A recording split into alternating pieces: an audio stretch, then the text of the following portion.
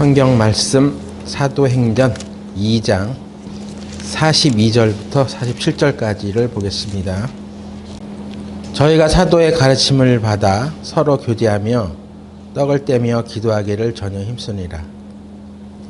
사람마다 두려워하는데 사도들로 인하여 기사와 표적이 많이 나타나니 믿는 사람이 다 함께 있어 모든 물건을 서로 통용하고 또 재산과 소유를 팔아 각 사람의 필요를 따라 나눠주고 날마다 마음을 같이하여 성전에 모이기를 힘쓰고 집에서 떡을 떼며 기쁨과 순전한 마음으로 음식을 먹고 하나님을 찬미하며 또 온 백성에게 칭송을 받으니 주께서 구원받는 사람을 날마다 더하게 하시니라. 기도드리겠습니다. 하나님 아버지,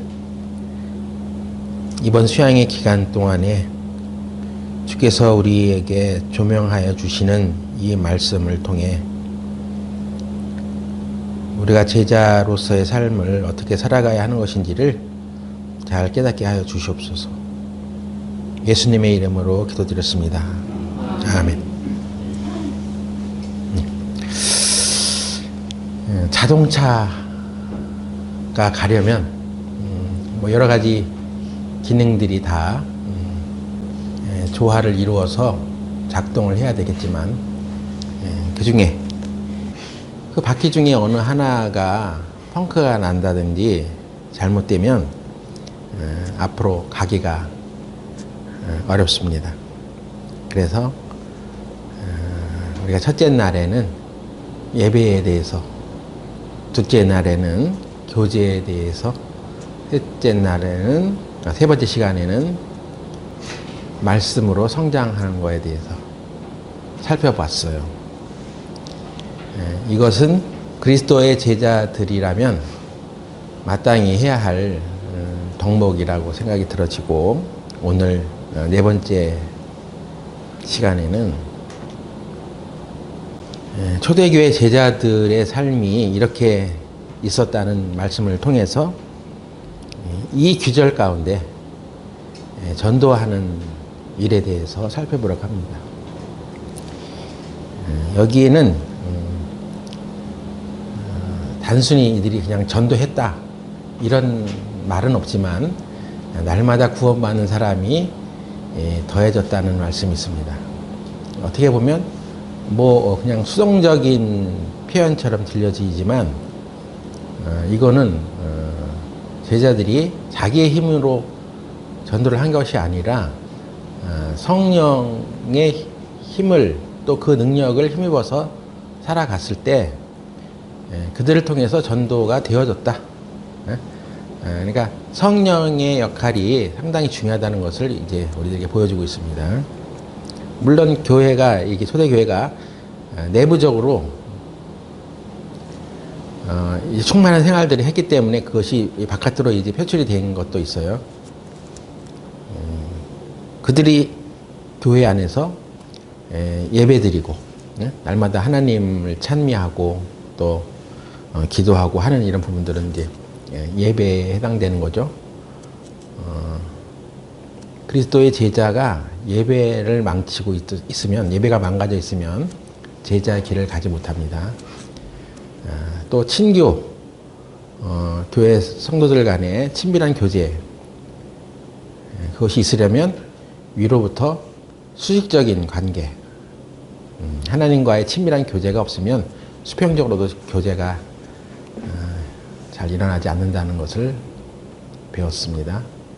또 사도의 가르침을 받아서 살아갔던 교회, 하나님의 말씀으로 성장해가는 교회였어요.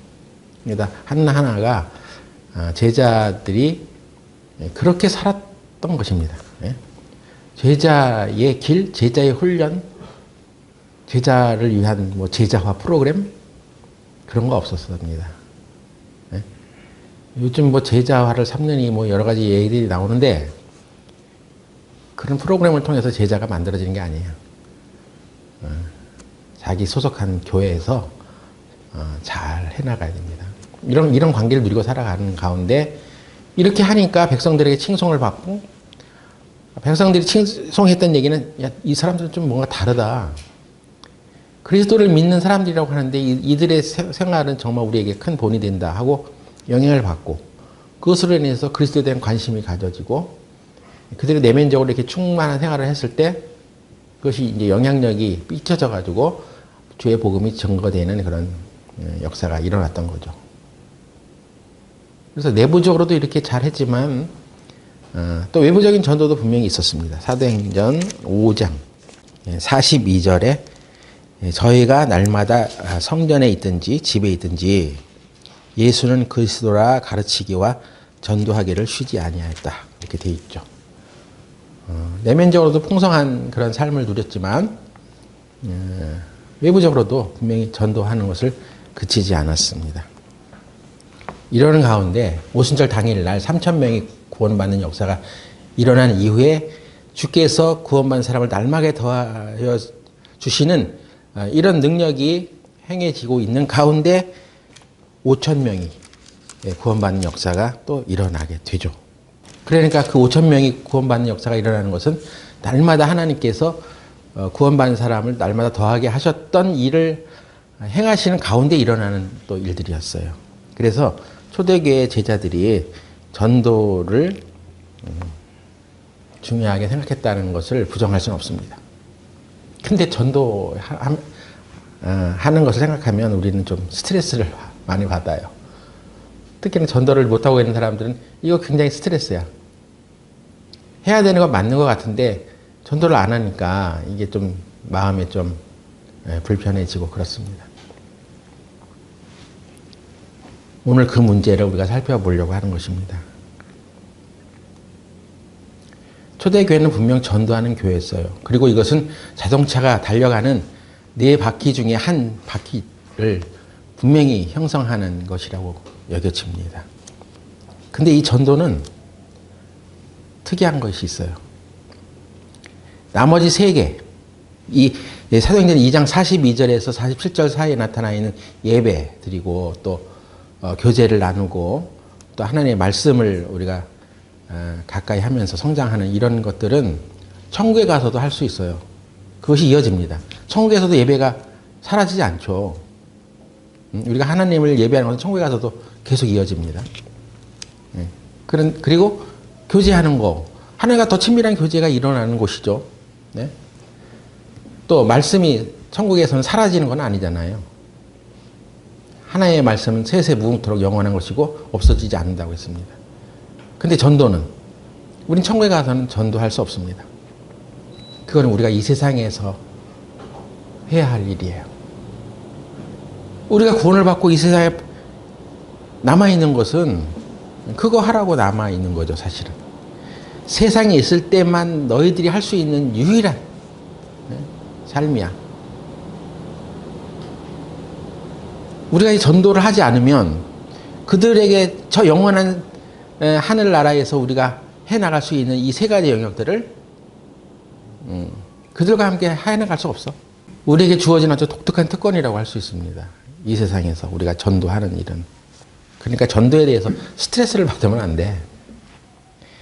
그것은 우리가 전하는 전도라는 게 복음인데 그 복음이 뭔지 또 복음의 가치를 우리가 잘 깨닫지 못하니까 전도하는 것 자체가 쑥스럽습니다. 그리고 구원을 받고 세월이 지나가면 갈수록 우리의 입이 점점 닫아져.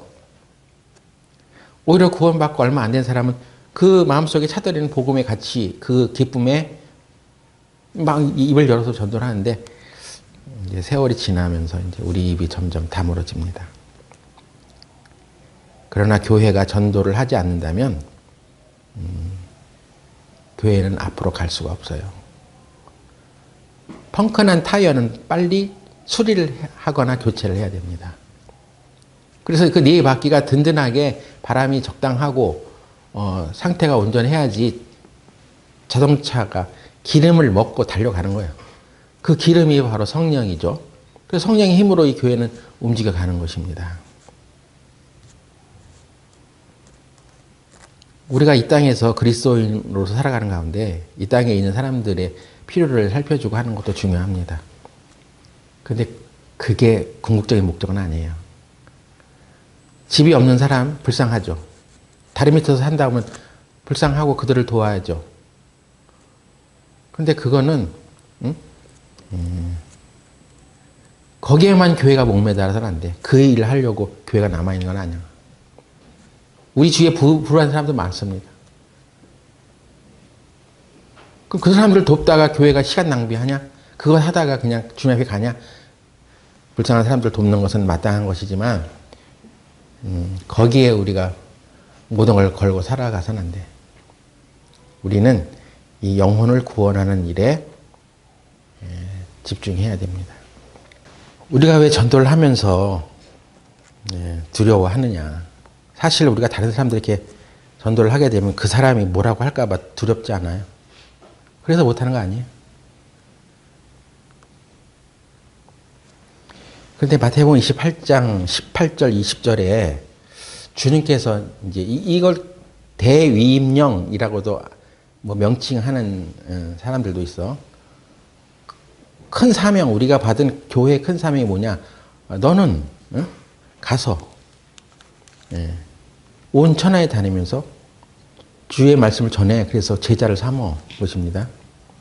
그리고 하시는 말씀이 하나님께서 예수님이 이 하늘과 땅의 모든 권세를 내가 받았다. 그러니까 너는 가서 전해. 이것인데 예수님께서 그 권세를 내가 받았다 하시고 제자들에게 말씀하시길 너는 가라 이렇게 얘기했을 때는 예수님의 권세가 먼저 가는 게 아니라 우리가 먼저 가는 거예요. 그래서 우리가 가서 복음을 전하는 그 일을 할 때 우리에게는 권세가 따라간다는 것입니다. 권세라는 것은 무언가를 지닐 수 있는 특권이에요. 총 있죠. 그 사람을 죽일 수 있는 어떤 능력이 있어요. 그런 힘이 있어, 총이. 근데 총을 이 마피아들도 가질 수 있고 범죄자들도 가지고 사용할 수 있죠.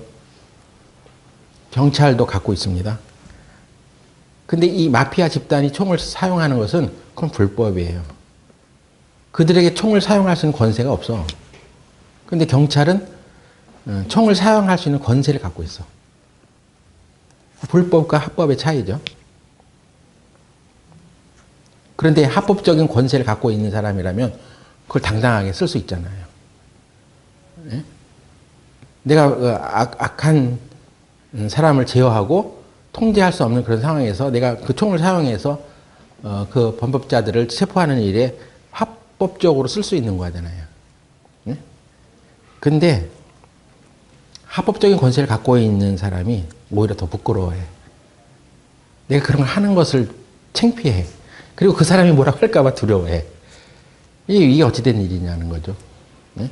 우리가 전도를 안 하고 못하는 이유는 구원받고 얼마 안 됐을 때는 그게 앞뒤 안 가리니까 그냥 막 전하다가 이제 세월이 흐르면서 이제 사람들이 저항을 받게 되죠, 우리가.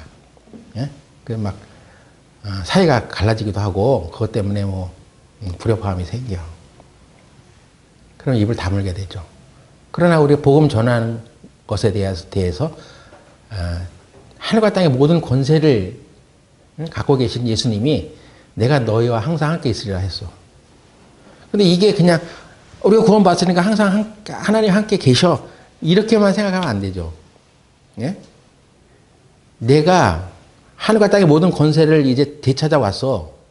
그러니까 너는 가서 복음을 전해. 그러면 너 뒤에 이 권세가 따라가. 이것입니다. 하나님이 함께 하셔. 이것입니다. 그런데 이 권세가 어떻게 작동되는지 우리가 모르니까 권세를 행사하기가 창피한 거예요. 부끄러운 거예요. 그리고 그게 스트레스야. 그것을 인해서 무슨 일이 벌어질까? 우리가 왜 직장 상사들에게 담대히 복음을 못 전합니까? 그렇게 하다 잘려. 나 그런 거 듣기 싫거든? 이런 거 전하려면 우리 회사 나가.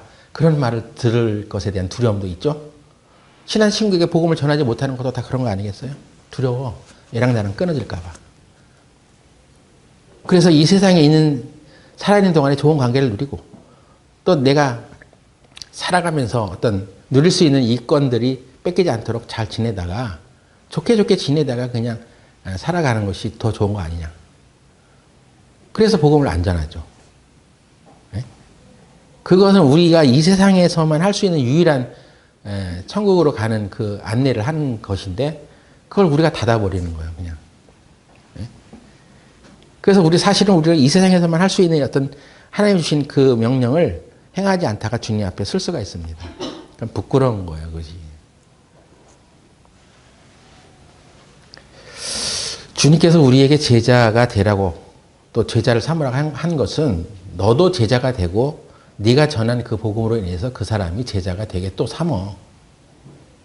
이런 거거든요. 그러니까 제자가 복음을 안 전한다.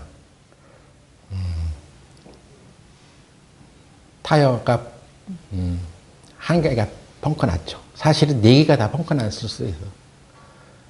어느 한쪽도 타이어 펑크는 차를 앞으로 진전하지 못하게 하지만 그게 또 그 중에 더 책임이 이 전도라는 타이어예요. 응? 경찰은 그 총을 사용할 수 있는 합법적인 권세가 있는 것처럼 우리는 복음을 전하는 합법적인 권세를 가지고 있어. 이게 옳아. 그리고 그렇게 복음을 전하는 일을 한 것에 대해서 하나님 함께 하시고 세상 끝날까지 계시고 그것을 하는 자에게 이 권세를 주었어. 그러니까 그 권세가 있어. 당신이 뭐 때문에 나한테 총을 쏘시오? 당신이 나쁜 짓을 하니까 나는 경찰로서 총을 사용한 것입니다. 이렇게 떳떳하게 말할 수 있잖아요. 응? 당신은 왜 나한테 복음을 전하시오?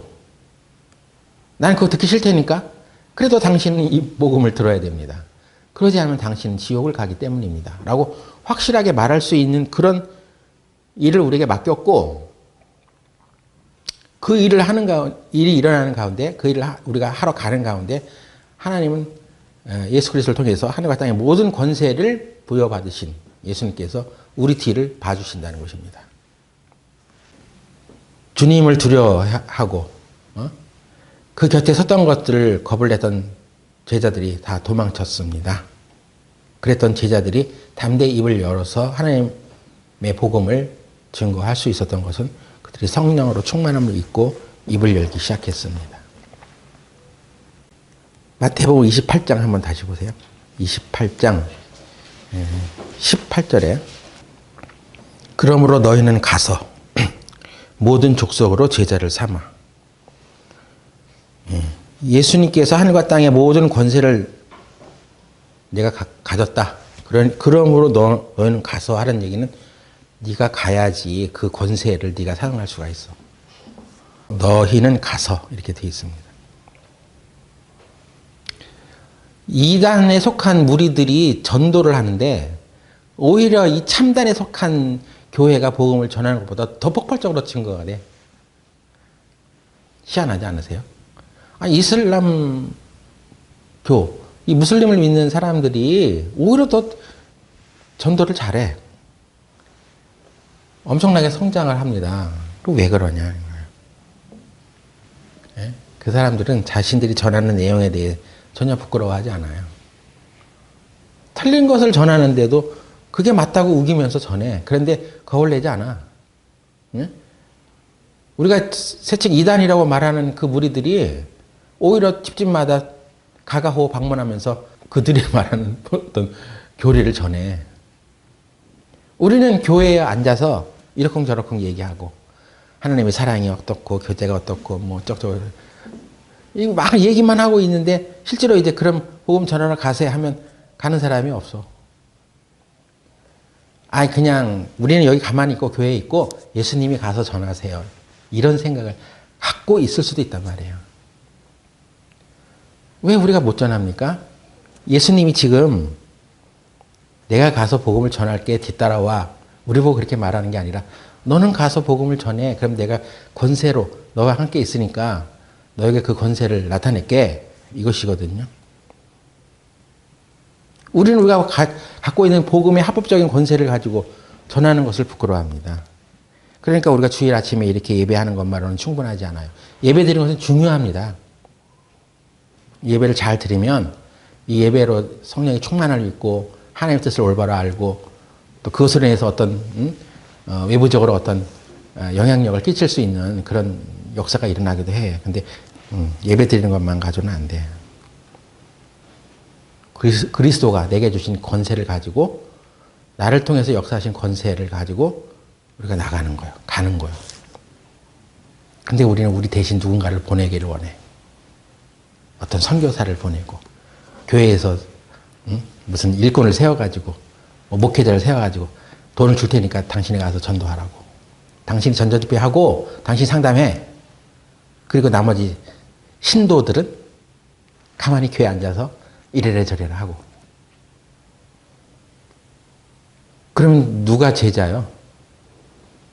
이래라 저래라 하는 사람이 제자가 아니죠. 가는 사람이 제자야. 그래서 누군가 그 일을 하게 하는 거야, 우리가. 그렇게 전도를 한단 말이에요. 근데 예수님께서는 뭐라고 하셨습니까? 네? 어떤 무슨 영화에 이런 멘트가 있어. 네가 가라 하와이. 네가 가라. 예수님께서 지금 우리에게 네가 가라 이것입니까? 네가 가라 내가 가랴 이것입니다. 지금 너가 가야지 내가 뒤따라가면서 하나님의 능력을 나타내시고 그 권세를 너에게 주었으니 그 권세가 실현되고 그 권세로 인해서 내가 너를 도와주는데 너가 가지 않는데 어떻게 하나님의 능력을 너를 통해서 펼치겠느냐는 거죠. 그래서 이 말씀은 우리들에게 주신 이 대명령은 여러분이 가세요. 복음 전하러. 내 입을 벌려서 그 복음을 논리적으로 설명할 수 없다는 것 자체도 좀 문제야, 그것도. 교회 생활을 좀 했으면 복음이 뭔지는 좀 설명할 수 있어야 될 거 아니야. 뭐 자세한 어떤 상담하면서 역사적인 지식이나 배경 이런 것을 뭐 조리게 설명할 수는 없어도 복음은 얘기하는 게 뭐 이렇게 어려워. 복음이 뭐요? 당신은 죄인이야. 그래서 지옥 갈 수밖에 없었는데 예수님께서 당신의 죄를 대신해서 십자가에서 형벌을 받고 죽었다가 부활하셔서 이제 당신은 형벌을 받지 않아도 돼. 이 소식을 전하는 거잖아요. 그게 3년 신학 때 나와야지 가르치는 거야? 자기를 대신해서 다른 누군가를 보낼 생각만 하고 있고, 자기는 집에서 붕어빵 먹고 있습니다. 그리고 예수님 가서 좀 전하세요. 전도를 할 때도 보면 예전에 울산이나 이런 데서 막 전화가 와. 우리 아버지가 죽기 일보 직전인데요. 용인의 어느 시골에 어디쯤이 사시는데 가서 좀 복음을 전해주세요. 제가 그 전화를 받고 참 실망했어. 힘이 빠지는 거야. 당신이 와. 가서 나를 데리고 가서 그 집에 데려가서 말씀을 전할 수 있게 해야지. 저는 전화 한 통 하면서 그냥 가보라는 거예요. 당신은 왜 못 와? 자기는 바빠서 못 오는 거예요. 물론 자기가 시간이 없어서 그렇게 복음을 전하게 할 수도 있지. 근데 가봤더니 말을 알아들을 수 없는 상태예요. 뭘 가가지고 상담을 하면서 자료들을 증거로 이렇게 제시해서 뭘 알게 할 수 있는 그런 상태가 아니에요. 비몽사몽이야, 그냥. 오락가락. 죽기 일보 직전이었어요. 그러니까 자기는 사무가 바빠. 할 일이 많아. 그러니까 네가 가서 복음 대신 전해주라는 거야. 물론 잘 여의치 않은 상황에서 정말 그런 일을 할 수도 있겠지만 그런 것은 복음을 전하는 올바른 제자의 삶은 아니에요. 주님께서 지금 우리에게 이걸 말하는 거예요. 네가 가라 하와이. 네가 가. 네가 가면 내가 너희와 함께 있을 것이다.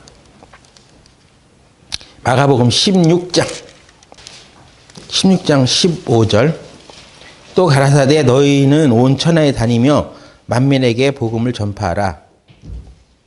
그리고 17절에 믿는 자들에게는 이런 표적이 따르리니 표적이 이제 따른다고 했죠. 그래서 그 20절에 제자들이 나가 두루 전파할세 주께서 함께 역사하사 그 따르는 표적으로 말씀을 확실히 증거하시니라. 그러니까 제자들이 두루 나가서 전파할세. 갔더니 전파하러 다니니까 주께서 함께 역사하셨고 표적이 따른다고 했죠. 주님 표적을 보여주면 제가 복음을 전하겠습니다.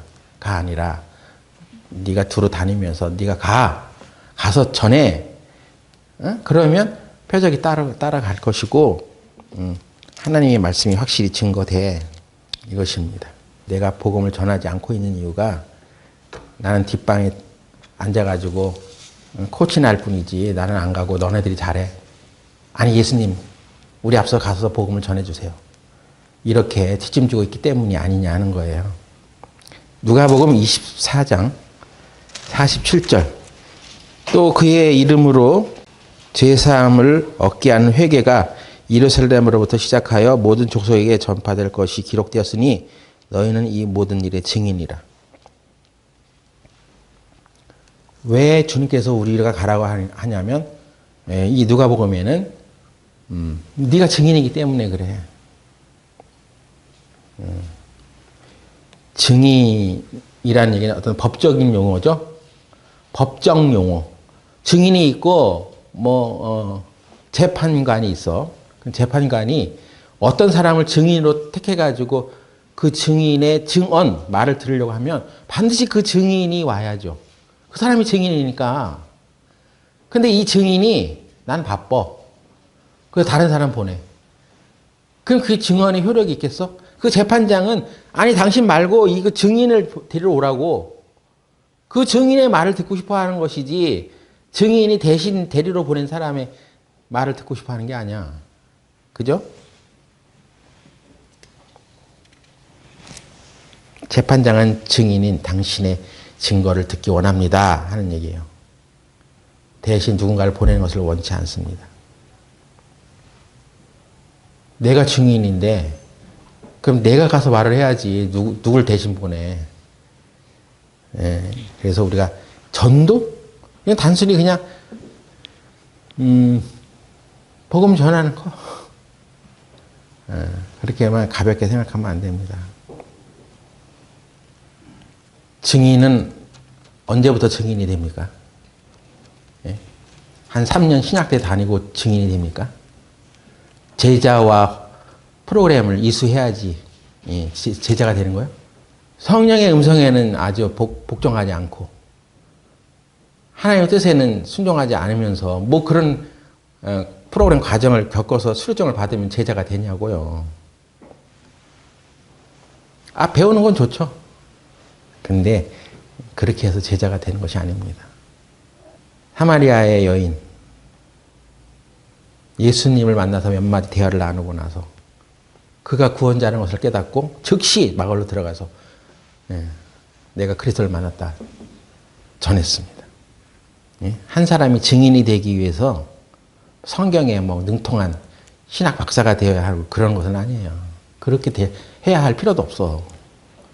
그냥 그 여인은 와봐 이게 한마디 했는데 그 동네 전체 많은 사람들이 예수님에 대해서 알고 싶어하고 예수님을 만나고 구원받는 역사가 일어났습니다. 예? 증인이 되는데 뭐 이렇게 시간이 걸려? 그 사람은 보고 봤기 때문에 바로 즉시 증인이 되는 거죠. 우리가 구원을 받았으면 그 구원에 대해서 우린 증인이야. 예수님께서 무슨 일을 하셨는지 바로 알아. 그럼 그거 가서 얘기하면 되는 거죠. 그거 말하는데 3년 걸려요? 그래서 이 교회가 증인되고 제자되는 길을 잘못 가르치고 있고 잘못 안내하고 있을 수도 있어. 우리 교회에 이제 소방관이 한 명이 탄생했어. 소방관은 하는 일이 뭐냐면, 물론 불 끌어 가야지. 근데 불이 났다는 경보가 사이렌이 막 울리는 것을 기다리고 있는 거야. 그래서 거기서 기다려. 그들이 근무처에서 불이 났다는 경보가 울릴 때를 기다려. 대부분의 시간을 그 경보 울리기를 기다리면서 사는 거야. 그래서 경보가 울리면 어떻게 돼요? 바로 출동을 해야지. 제가 우리 교회 있기 전에 저쪽 모임 장소에 새벽에 제가 이제 교회에 와가지고 옥상에다 텃밭을 가꿨잖아요. 그 가을에서 겨울 되면 그 텃밭에서 나왔던 그 식물들, 그 줄기나 가지 뭐 이런 것들이 말라져가지고 처치하기 곤란해. 그래서 그냥 어떤 드럼통에다 그냥 확 집어넣고 불을 질렀어. 그래서 확 태워버리려고. 근데 또 어떤 사람이 또 그 동네에 그 새벽까지 또 어떤 기웃거리던 사람이 소방서에 신고를 했나? 불났다고. 냄새가 막 나니까 거기 뭐 좀 화재가 난 것 같다고. 그래서 신고해가지고 나 새벽 기도 막 하려고 하는데 사이렌이 불면서 그냥 저 소방차가 그냥 한 4-5대가 왔대. 그럼 막 문을 막 두드리면서 그냥 막 빨리 문 열으라고. 그래서 옥상에서 막 물로 그냥 물 뿌리고 뭐 소화기 막 뿌려대고. 그래서 인원 이제 신상을 이제 딱 조사하는데 내 전화번호 되니까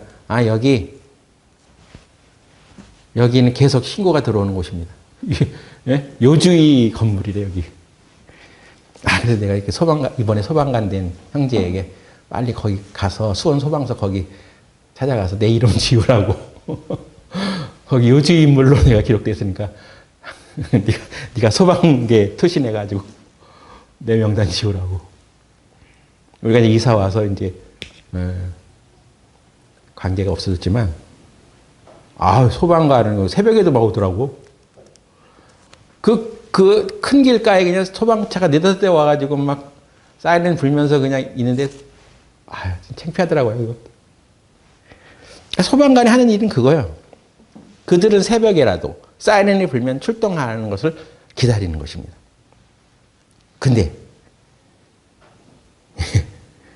사실은 우리 인생에도 사이렌은 불었어. 2000년 전부터 예수님이 십자가에서 이 구원을 이루시고 우리에게 지금 사이렌을 불고 있어. 이때 앞으로 너는 가서 세계 곳곳에 가서 천하만국에 다니면서 복음을 전하라고.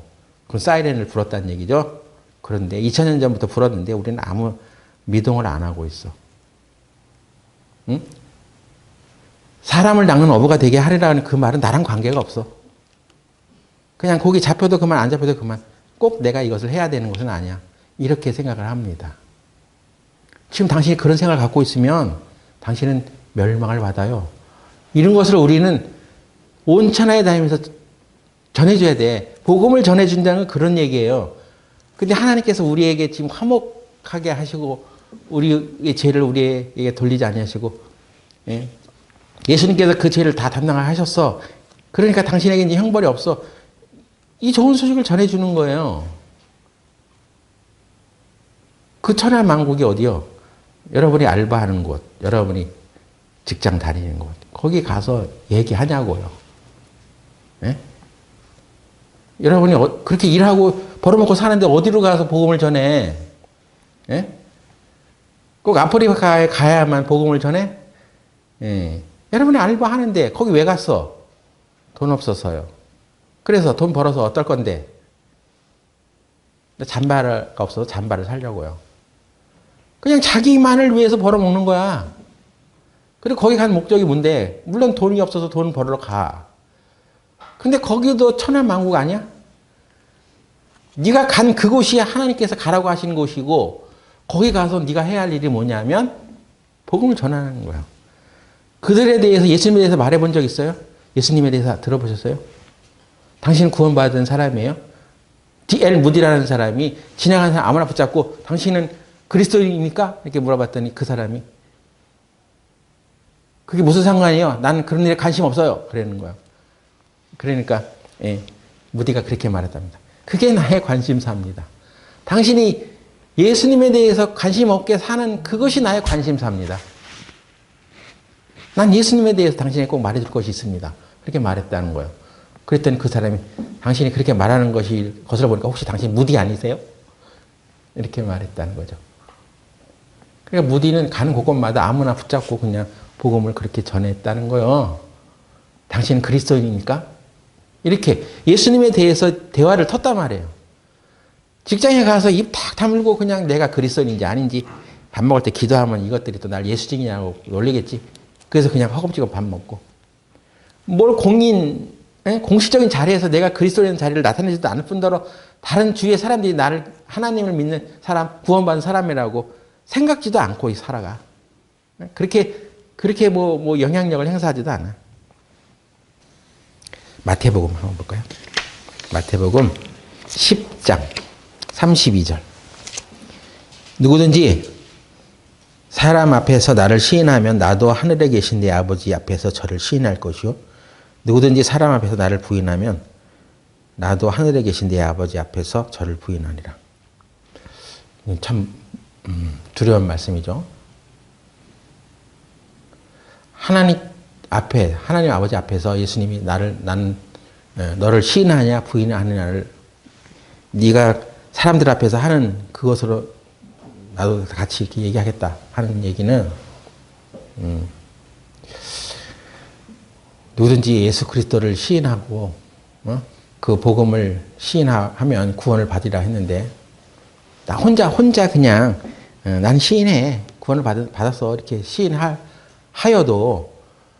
그럼 그렇게 개인적으로 시인할 수 있었다면 그 사람은 공중에 나가서도 공인 앞에 공적인 자리에서도 시인하는 거예요. 이거는 나는 쑥스러워서 내성적인 성격이라 뭐 이런 차원이 아니야.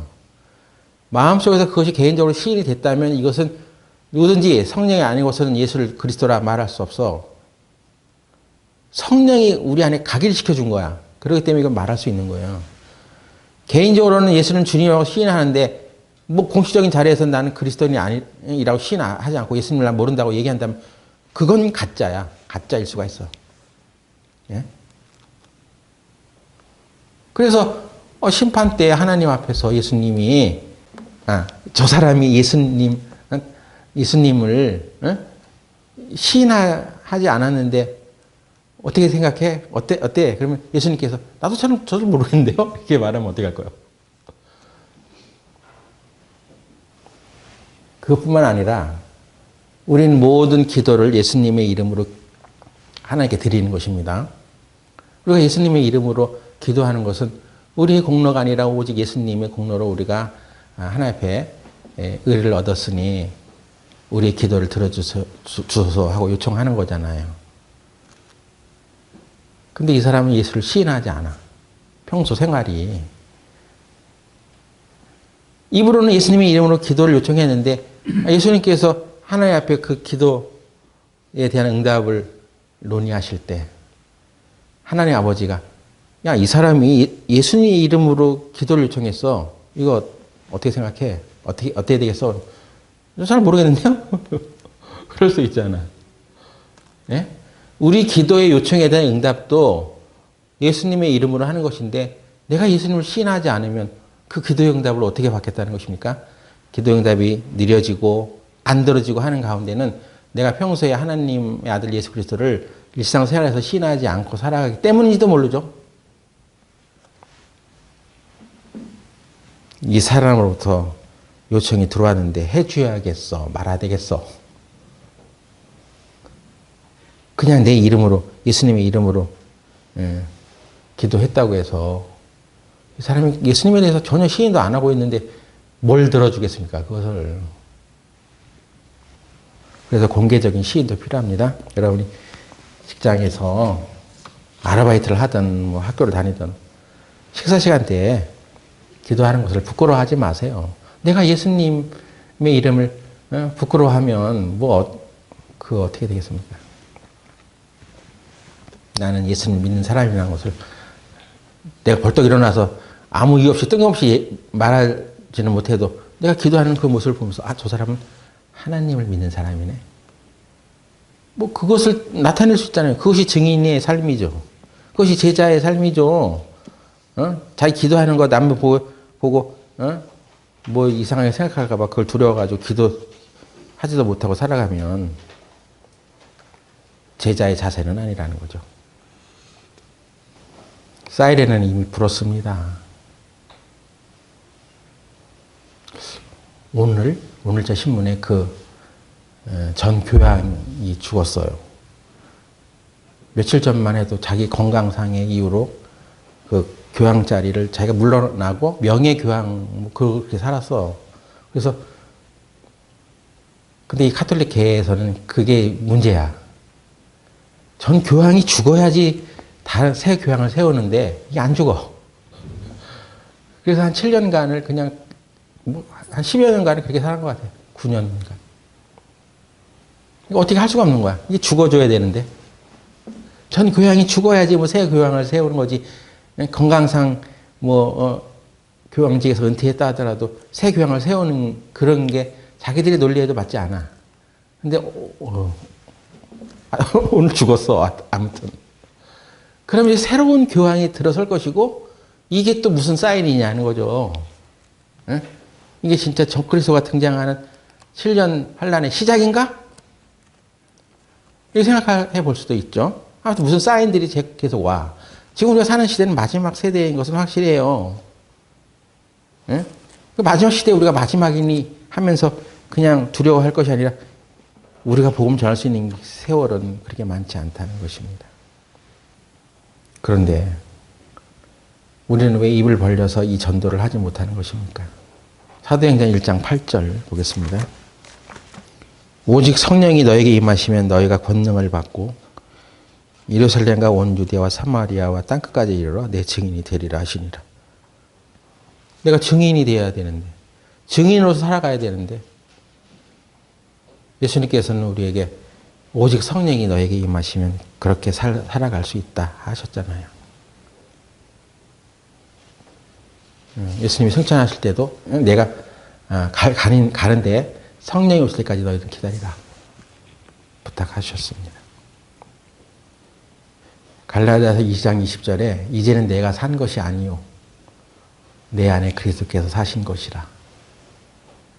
그래서 이제 나는 내가 산 것이 아니야. 이제 그리스도께서 산 것이다 라고 말했던 것은 내 안에 내가 있고 그리스도가 있는데 그리스도께서 그 영역을 넓혀서 나를 가득 채우면 나라는 존재는 없어지죠.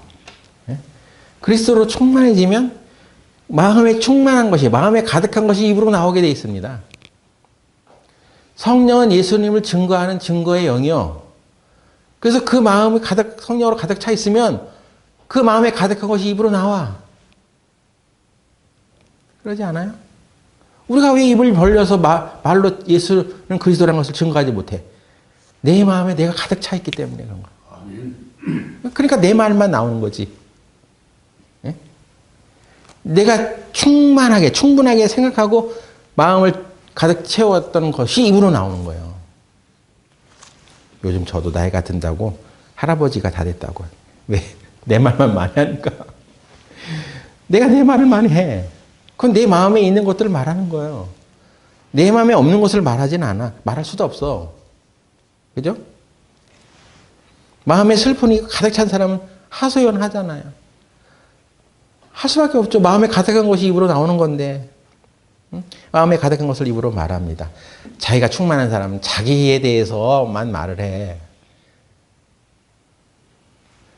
하나님, 그리스도가 내 마음에 충만해 있으면 그리스도가 말을 해.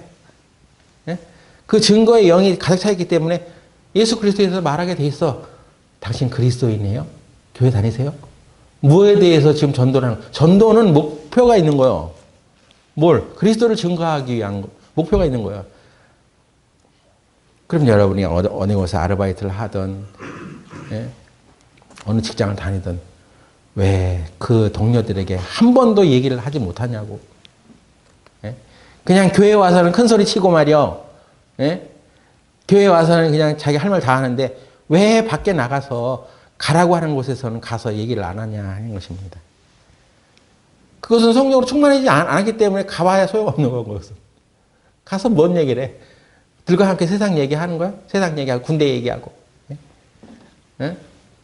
뭐 주식 얘기하고 뭐 그렇게 하다 끝나는 거냐고. 그것은 제자의 길이 아니잖아. 제자의 삶이 아니잖아요. 내가 어디 가서 헛되는 일을 하더라도 헛되는 일을 하는 곳에는요 세상으로 좀 못 배운 사람들 또 정신적인 지능이 좀 떨어지는 사람들 자기 삶이 좀 흐지부지한 사람들이 많아. 그런데 가서라도 그런 사람들 중에서도 하나님이 구원받게 하시는 사람이 있는 거죠. 아니 저런 정신적 좀 문제가 있는 사람 좀 또라이 같아.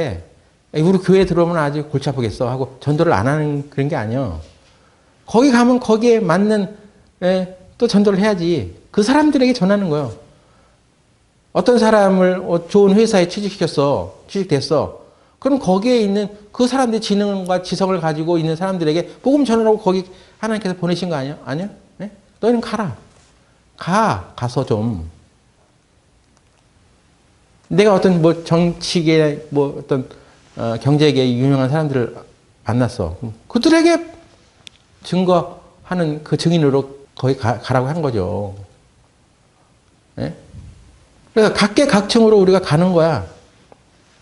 가서 전할 것은 예수 그리스도가 당신을 위해서 좋은 일을 해주셨습니다.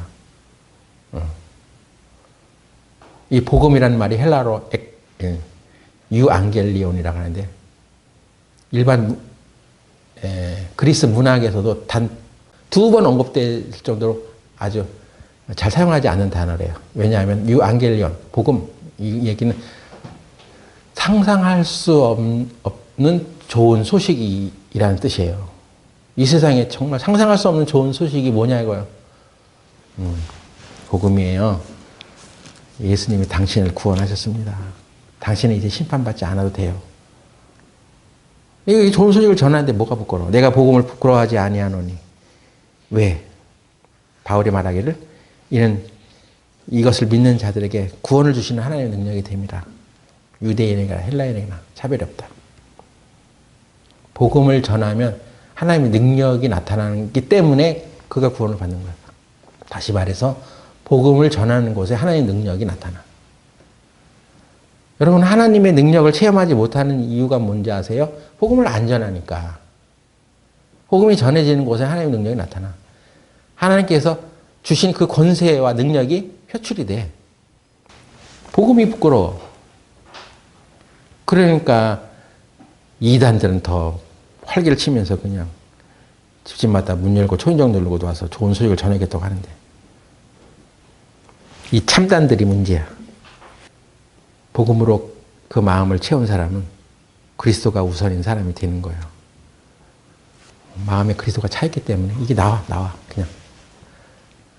우리 이번 기회에 전도주의를 잡아가지고 전도합시다. 이렇게 안 해도 돼.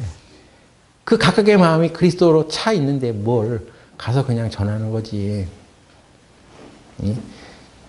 뭐 신학적으로 이론적으로 그 성경에 어떤 것 따져봐야 그 지식을 쌓을 뿐이지만 그리스도의 마음이 차들어 있지 않잖아. 성령이 그 마음 가운데 주장되지 않잖아. 성령이 빠진 전도는 그냥 운동이야.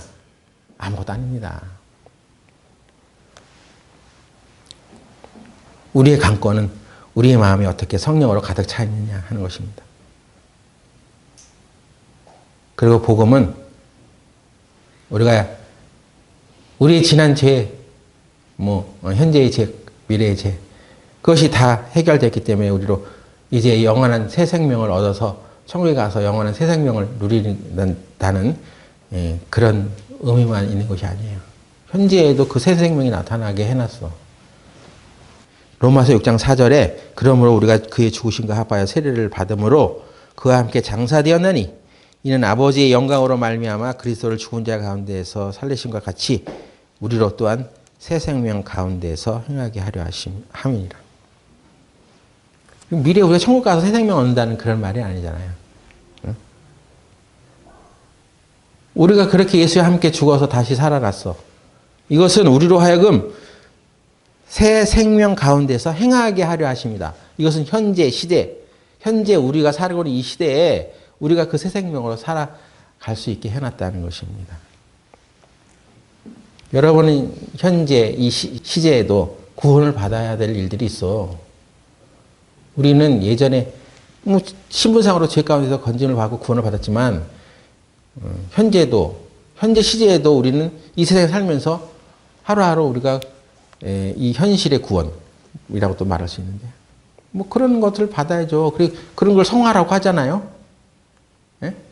미래에 우리가 받을 구원은 영원한 몸의 회복 그렇습니다. 완전한 신령한 몸으로 우리가 변화될 날이 있죠. 근데 지금 살아가는 이 현재 시제에도 우리는 날마다 하나님의 도우심이 필요하지요. 예? 이 현재 시간에서도 새 생명 가운데 살아가야지. 그냥 그건 옛날에 구원받는 걸로 끝나고 지금은 헌생명으로 살아가? 그건 아니잖아요.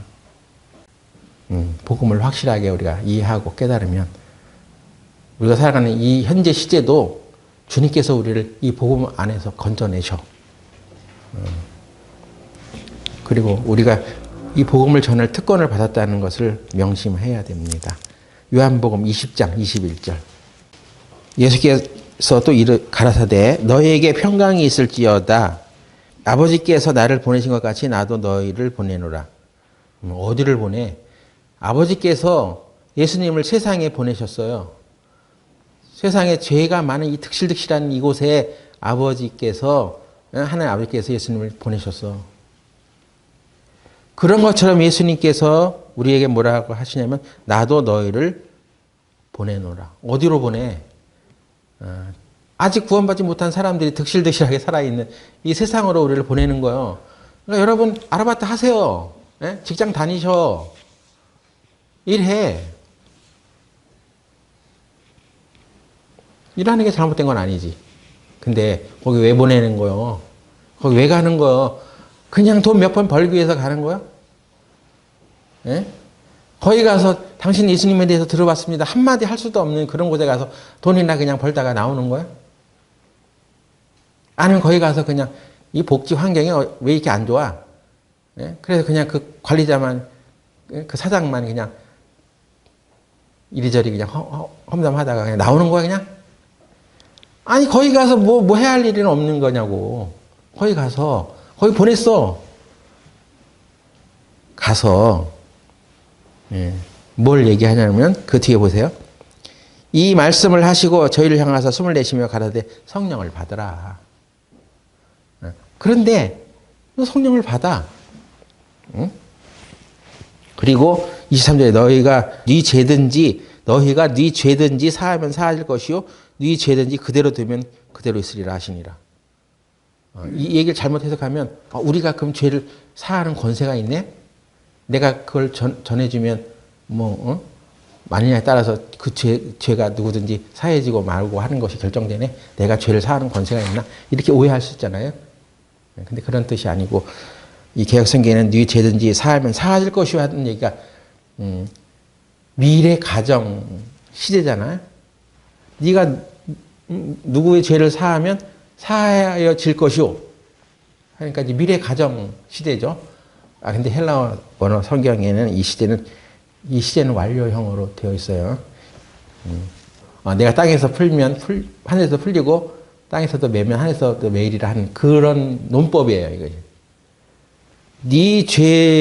너희가 네 죄든지 사하면 사하여질 것이오는 완료 시제로 되어 있다고. 과거부터 지금까지 쭉 개어오는 그런 시제. 그러니까 그것이 이미 완료되어 있어서. 이미 사해져 있는 것을 네가 전했을 뿐이야. 네가 그걸 안 전했으면 그의 죄가 완전히 사해졌다는 것을 몰랐을 거 아니야.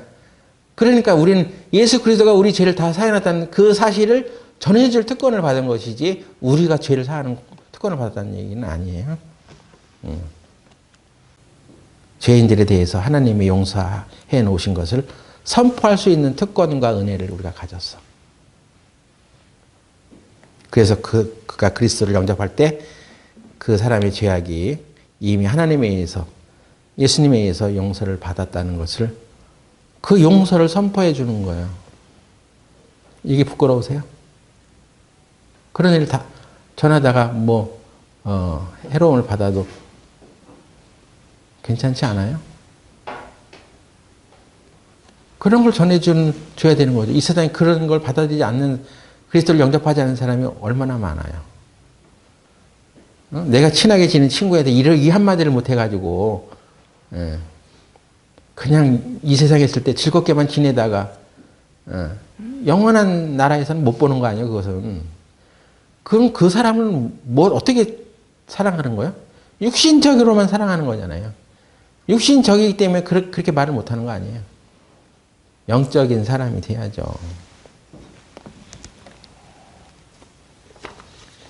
전도를 합시다 해가지고 우리 교회가 전도를 잘하는 것이 아닙니다. 여러분이 그리스도로 충만해져, 성령으로 충만해져야 돼. 하나님의 말씀을 전하는 것이 이게 무슨 의무감으로 하는 그런 것도 아니요. 물론 의무감처럼 들리는 얘기, 내가 이 복음을 전하지 않으면 내게 화로다. 이렇게 말했던 바울의 그 간증이 그냥 의무감으로 내가 그거 안 자면 나한테 그냥 뭐가 안 좋은 게 생겨. 뭐 그런 뜻이 아니에요. 마음에 그 하나님의 마음, 그리스도의 마음이 가득 차니까 야, 내가 이걸 안 전해줘서 저 사람이 심판을 받는다면 이건 정말 내 책임 아니겠느냐 하는 그런 생각을 한 거죠. 교회에서만 큰 소리 치지 말고 여러분 밖으로 가세요. 여러분이 다니는 직장으로 가라고. 그전에는 가서 한마디도 못했지만 이제는 해야지 되는 것입니다. 그러다 잘리면 어떡합니까? 잘리면 잘리는 거고. 그걸 그렇게 전하라고 얘기한 것은 하나님이시니까. 천지를 창조하신 하나님이시니까. 내 먹을 거 다 챙겨주지 않겠냐 말이에요. 예? 고린도전서 11장 보겠습니다. 예, 고린도전서 11장 성찬에 대한 얘기가 있습니다. 11장 23절 내가 너에게 전하는 것은 주께 받은 것이니 곧 주 예수께서 잡으시던 밤에 떡을 가지사 축사하시고 떼어 가라사대 이것은 너희를 위하는 내 몸이니 이것을 행하여 나를 기념하라 하시고 식후에 또한 이와 같이 잔을 가지시고 가라사대 이 잔은 내 피로 세운 새 언약이니 이것을 행하여 마실 때마다 나를 기념하라. 너희가 이 떡을 먹으며 이 잔을 마실 때마다 주의 죽으심을 오실 때까지 전하는 것이니라. 우리가 오늘 성찬합니다. 성찬하는데 성찬하면서 뭐 하라고 하는 것입니까? 이 떡을 먹으며 이 잔을 마실 때마다 주의 죽으심을 오실 때까지 전하자. 이게 마음의 색이라는 것입니다. 그것이 제자의 덕목이요. 제자의 삶이요. 제자는 내가 난 제자 안 돼 해서 벗어던질 일이 아니야. 제자는 너희는 내 멍에를 메고 내게 와서 배우라고 했어. 예수님이. 그러면 너희가 쉼을 얻으리라. 여러분이 일상 이 현실 세계에서 아니 구원받은 것으로 해서 여러분 죄짐을 벗어던졌어. 근데 구원받으라고 초청만 한 것이 아니라 제자의 길도 가. 너희는 내게 와서 배워. 꼭 배워야죠. 예수님께 배워야지. 근데 어떻게 배우냐면 내 멍에를 메고 배워. 그것입니다. 내 멍에는 어렵지 않아. 무겁지 않아. 쉬워. 그 멍에를 매야지 네가 배울 수 있어. 이것입니다. 배운다는 말 자체가 제자라는 말의 동사형이잖아요. 배운다. 제자라는 명사가 있어. 영어로. 근데 그걸 동사화시키면 배우는 거예요. 제자는 배우는 자야. 주님의 제자는 멍에를 메고 배우는 거야. 멍에 집어던지면 안 배우는 거예요. 못 배우는 거야. 주의 말씀을 담대히 전하라. 그러기 위해서는 너희가 성령으로 충만함을 입어야 된다. 이게 명령이요. 이게. 그게 내게는 멍에일 수가 있지. 그 일을 해나가는 가운데 우리는 배우는 거예요. 이런 멍에를 매기 싫으세요? 그러면 주님의 제자가 안 되잖아요. 예배하는 거 힘드세요? 무겁습니까? 교제하는 거 힘드세요? 하나님 말씀 보는 거 괴로우세요? 그러니까 네 바퀴가 다 빵꾸 났네. 차가 어떻게 달려?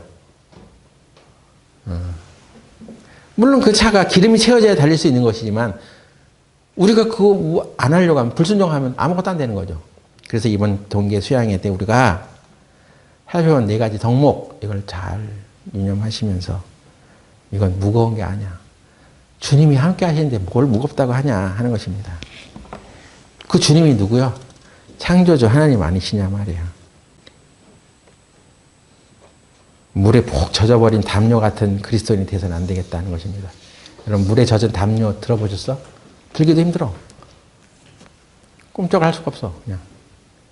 그리스도인은 살아서 역동적으로 성령에 의해서 활동하면서 살아가야 되는데 예배도 안 드려, 교제도 안 해, 예? 하나님 말씀도 안 봐.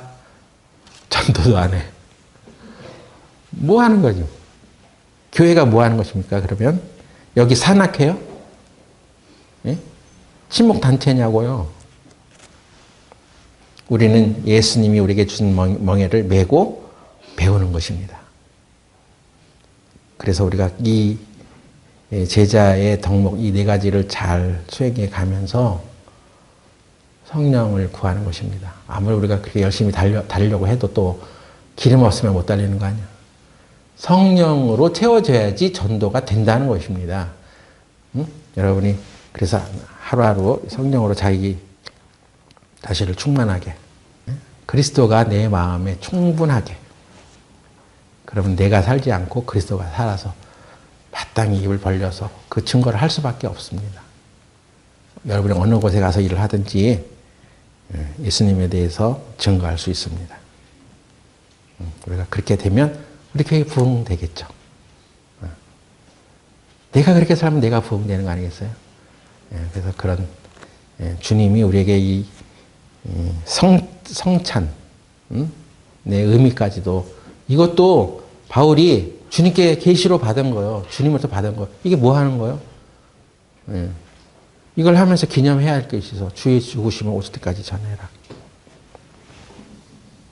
그래서 여러분이 오늘 성찬하시면서 내가 잃어버리고 살았던 제자의 삶을 회복시켜 달라고 기도하고, 주여 내가 입을 벌려 담대히 증거하게 하소서. 주여 내가 이제 예배를 회복하겠나이다. 주여 내가 이제 성도들과의 친밀한 교제를 해나가겠습니다.